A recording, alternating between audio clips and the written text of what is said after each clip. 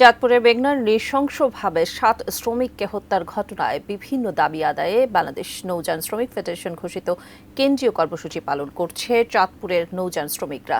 এ বিষয়ে চাঁদপুর থেকে বিস্তারিত জানাতে আমাদের সাথে যুক্ত হচ্ছেন প্রতিনিধি বিল্লাল ঢালি। বিল্লাল, এই তো কর্মবিরতি চলছে, ধর্মঘট চলছে, অবর্ণনীয় ক্ষতি বা সীমাহীন দুর্ভোগের মধ্যে পড়তে হচ্ছে পণ্যবাহী নৌযান শ্রমিকদের এই ধর্মঘটের কারণে। আপনি বিস্তারিত কি জানাবেন?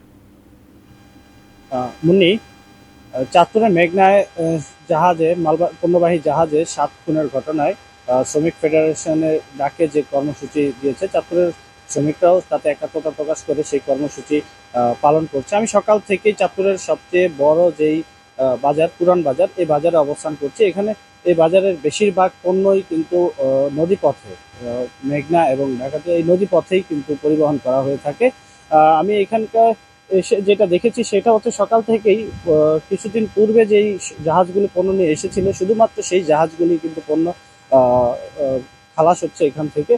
নতুন করে যে জাহাজগুলি আসছে শুধু নোঙর করে রাখা হয়েছে, এই জাহাজগুলি থেকে কোনো পণ্য কিন্তু খালাস করা হচ্ছে না। আমি শ্রমিকদের সাথে কথা বলেছি, তারা আমাদেরকে জানিয়েছে যে এই যে তাদের যে কেন্দ্রীয় কর্মসূচি, এই কর্মসূচি যতক্ষণ পর্যন্ত দাবি আদায় না হবে ততক্ষণ পর্যন্ত কিন্তু তারা এই কর্মসূচি পালন করে যাবেন।